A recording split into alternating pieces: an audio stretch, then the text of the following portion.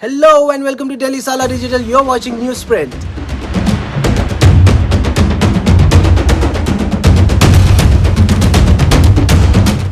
The death toll of climbers at Mount Marapi have increased to 13 on Tuesday following the volcanic eruptions in Indonesia's West Sumatra. The search for the remaining 10 individuals is ongoing. Of the 75 hikers present during the eruption, the majority have been evacuated and are undergoing treatment for burns. Marapi continued to erupt, with hundreds of rescuers navigating slippery terrain in their efforts to locate the missing individuals. The volcano released a 3-kilometer ash cloud in the air on Sunday, covering nearby villages in ash. According to the latest data from the National Crime Records Bureau report, there was a rise in the crimes against women, children, SCs, STs in 2022. According to the report, 4,45,256 cases of crimes against women were registered in 2022, an increase of 4% compared to 4,28,278 in 2021. Delhi recorded 14,158 incidents of crime against women in 2022, the highest in metropolitan cities in 2022. A total of 1,62,449 cases of crimes against children were reported, reflecting an 8.7% rise compared to 2021. The crimes against scheduled caste increased by 13.1% from 50,900 cases in 2021 to 57,582 cases last year. The crimes against scheduled tribes jumped by 14.3% from 8,802 to 10,064 cases last year. The president of Karni Sena, Sukhdev Singh Gogamedi, was fatally shot on Tuesday in Jaipur's Shyamnagar area. Reportedly, 4 assailants entered a residence where Gogamedi was present, opening fire and injuring one of his security personnel and another individual. Despite being rushed to a private hospital, Gogamedi succumbed to his injuries. As confirmed by Rajasthan Director General of Police Umesh Mishra and Jaipur Police Commissioner Biju George Joseph. Severe cyclonic storm Michaung makes landfall on the Andhra Pradesh coast near Bapatla with wind speeds reaching 90 to 100 km per hour. Precautionary measures including NDRF and SDRF deployment have been implemented. Chief Minister Vyas Jagan Mohan Reddy urges readiness for relief and rescue efforts in Andhra Pradesh. A red alert is issued in 8 Andhra Pradesh areas. Crop protection measures are underway as Cyclone Mish's impact is expected until Thursday. Meanwhile, in Tamil Nadu, heavy rainfall persists, resulting in 12 deaths in Chennai. Chennai officials actively address waterlogging and ensure essential supplies amid the cyclone's disruptions. Following the Congress's electoral setback in Madhya Pradesh, Rajasthan and Chhattisgarh, internal challenges emerged within the India bloc. Samajwadi Party's Akhilesh Yadav and West Bengal Chief Minister Mamata Banerjee sent strong messages to the Congress, expressing concerns. Banerjee cites a lack of seat-sharing arrangement as a reason for Congress's loss in the Hindi heartland. Opposition parties adopt a united flow strategy in parliament, opposing certain bills and demanding discussions on crucial issues.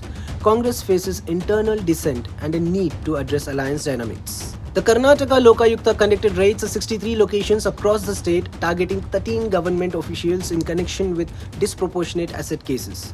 The searches yielded significant findings, including Rs 6 lakh in cash, 3 kg of gold, diamonds valued at Rs 25 lakh and antiques worth Rs 5 lakhs. This follows previous raids on 48 locations in August, spanning various districts like Bidar, Dharwad, Kodagu, Raichur, Davangere and Chitradurga. Notable figures including former BBMP engineer, a constable in Bidar and a sub-district officer in Kodagu were among those whose premises were subject to the Lokayukta scrutiny. The anti-corruption drive extends to uncovering illicit wealth across various government departments in Karnataka. The Bengaluru Metropolitan Transport Corporation has launched 10 new fully air-conditioned Vajra buses connecting Attibele and Hoskote, marking a departure from the usual operation of ordinary buses on this route. The buses will traverse key locations benefiting employees residing in Bengaluru's outskirts. Karnataka Transport Minister Ramalinga Reddy inaugurated the service, emphasizing its utility for daily commuters and those using the Purple Line Metro. The buses aim to ease traffic during peak hours with frequencies tailored to IT capital's traffic patterns. Notably, the Vajra buses have gained popularity for their comfort and reasonable fares, prompting calls for an extension of services, especially on the airport route.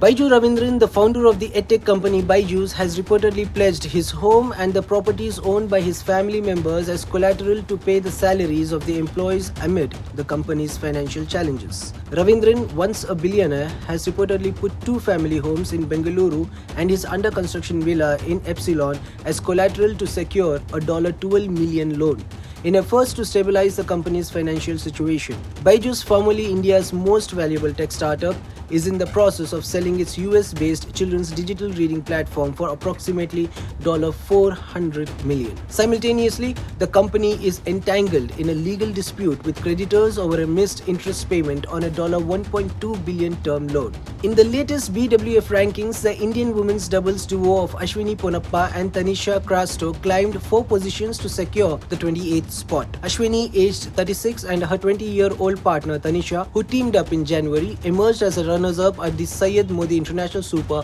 300 tournament in Lucknow. Priyanshu Rajawat, who had reached the semi-finals in the men's singles, also advanced in the rankings, breaking into the top 30.